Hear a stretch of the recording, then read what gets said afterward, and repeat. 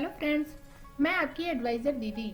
आज मैं आप लोगों को LIC के जीवन लाभ प्लान के बारे में बताऊंगी। इस प्लान का नाम आपने करोड़पति प्लान के नाम से सुना होगा।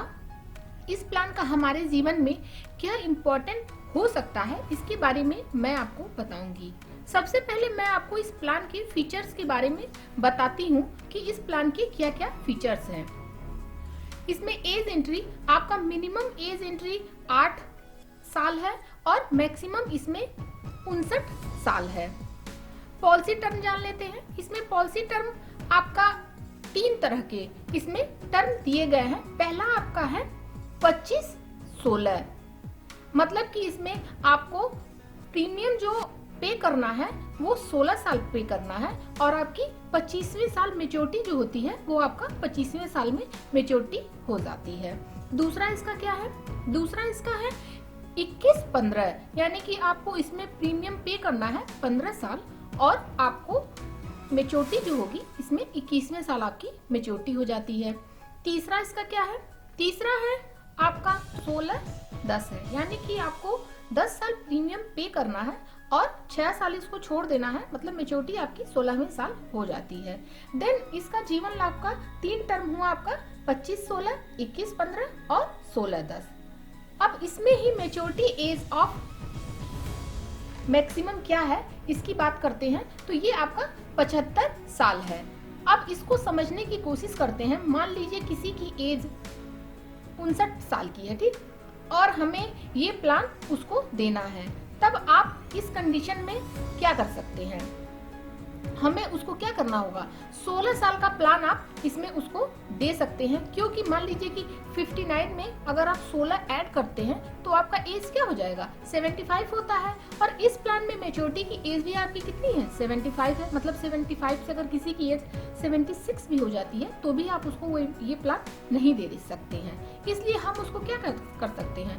16-10 का जो प्लान है वही हम उसको दे सकते हैं। इसी तरह से बात करें कि मान लीजिए किसी की एज 54 ईयर की है, तो उस व्यक्ति को हम कौन सा प्लान दे सकते हैं? अगर किसी व्यक्ति की एज 54 ईयर है तो हम उसको जो 21-15 वाला जो मैंने आपको प्लान बताया था वही हम उसको 21-15 वाला प्लान दे सकते हैं। क्योंकि देखिए आप 54 में अगर 21 ऐड करते हैं, मान लीजिए उस व्यक्ति की एज जिसकी 54 है उसमें 21 ऐड करेंगे तो मेच्योरिटी का उसका एज कितना आएगा? 75 साल आएगा।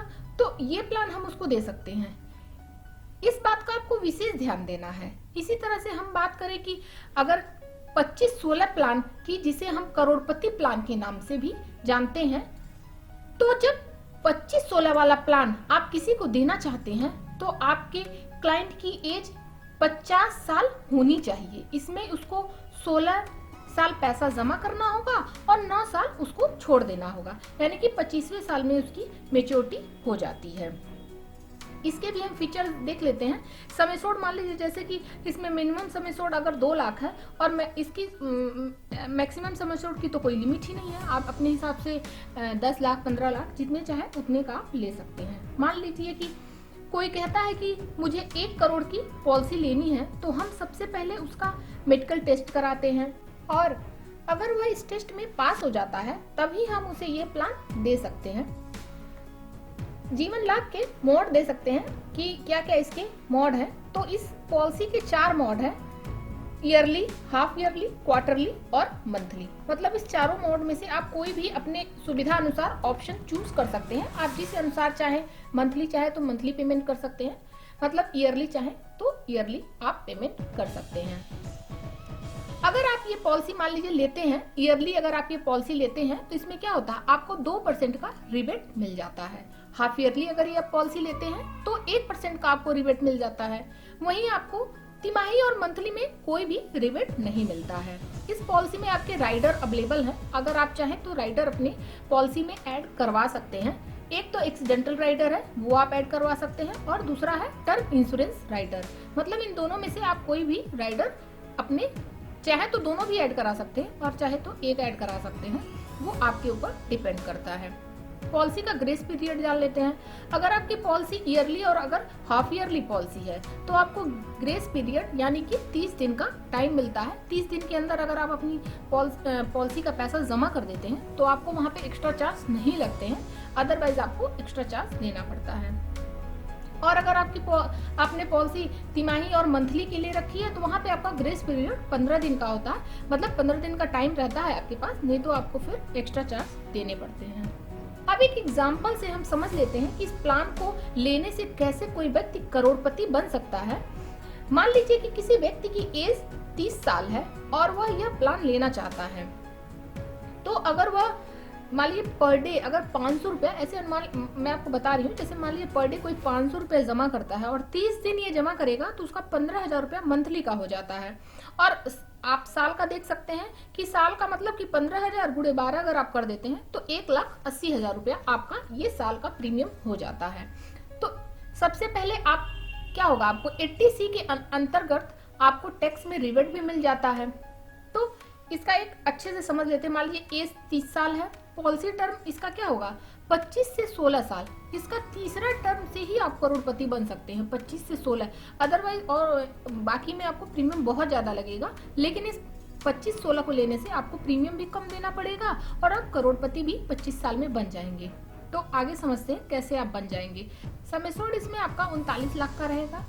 इसमें देखिए ईयरली प्रीमियम आपका आएगा 1,84,286 रुपए और मंथली प्रीमियम आपका आएगा 15,674 रुपए। इसमें आपका क्या होगा, बोनस आपको मिल जाएगा 45,82,500 रुपए, ये आपका बोनस मिलेगा। और FAB यानी कि फाइनल एडिशन बोनस आपको मिल जाएगा 17,55,000 रुपए। और टोटल मेच्योरिटी पे आपको देखिए 1,23,75,000 रुपए मिलेगा। और आपने कितना प्रीमियम टोटल पे किया ये देखिए 28,89,056 रुपए। लोन और इसमें सरेंडर का भी सुविधा है, 2 साल में आप इस पे लोन ले सकते हैं और 2 साल बाद ही आप इस पॉलिसी को सरेंडर कर सकते हैं। तो मेच्योरिटी का जो 1 करोड़ रुपया इसमें रहेगा वो आपका बिल्कुल टैक्स फ्री रहेगा, मतलब इसमें कोई भी आपको टैक्स देने की जरूरत नहीं रहेगी। इसका रिस्क कवर जान लेते हैं। 1 डे मान लीजिए पहले के दिन आपने ये पॉलिसी अगर आप लेते हैं तो आपका नेचुरल जो रिस्क कवर रहेगा वो 40 लाख रुपए से स्टार्ट हो जाता है और एक्सीडेंटल जो रिस्क कवर रहेगा वो 80 लाख रुपए से स्टार्ट हो जाता है। आप ये चार्ट मैंने दिखा दिया, इस चार्ट के थ्रू आप देख सकते हैं कि इस चार्ट में पूरी उसकी डिटेल दे रखी है, मतलब जैसे जैसे आप प्रीमियम पे करेंगे वैसे वैसे ये आपका रिस्क कवर एक्सीडेंटल और नॉर्मल दोनों का देखिए बढ़ता रहेगा। और ये आपको ना तो बैंक दे सकता है, ना पोस्ट ऑफिस दे सकता है और ना ही म्यूचुअल फंड दे सकता है। मान लीजिए एक टाइम आपको बैंक दे भी देता है, लेकिन बैंक आपको रिस्क कवर तो नहीं देगा ना। मान लीजिए आपने बैंक में पैसा आपने रखा और आप सोच रहे कि 25 साल में भाई हमें बैंक भी तो 1 करोड़ रुपए अगर हम उसमें रखते हैं तो हमको बैंक के थ्रू मिल जाएगा। ठीक है, एक टाइम आपको मान लीजिए बैंक दे देता है, बट वहाँ पे बैंक आपको रिस्क कवर नहीं देगा, क्योंकि LIC आपको फर्स्ट डे से ही रिस्क कवर देना स्टार्ट कर देता है, नॉर्मल और एक्सीडेंटल दोनों पे। और इस प्लान में आप राइडर भी ऐड कर सकते हैं। राइडर अगर आप ऐड करते हैं तो होता क्या है कि थोड़ा बहुत एक्स्ट्रा चार्ज देना पड़ता है, बट राइडर ऐड कर लेने से आपको बहुत अच्छी सुविधाएं मिल जाती हैं। तो मैं तो ये कहूंगी कि इस प्लान को आप बाय करिए और इसमें राइडर भी जरूर ऐड करवाइए। अगर आपको मेरी ये वीडियो पसंद आई हो तो please like, share and subscribe. LIC से संबंधित किसी अन्य जानकारी के लिए कमेंट बॉक्स में कमेंट करें। Thank you.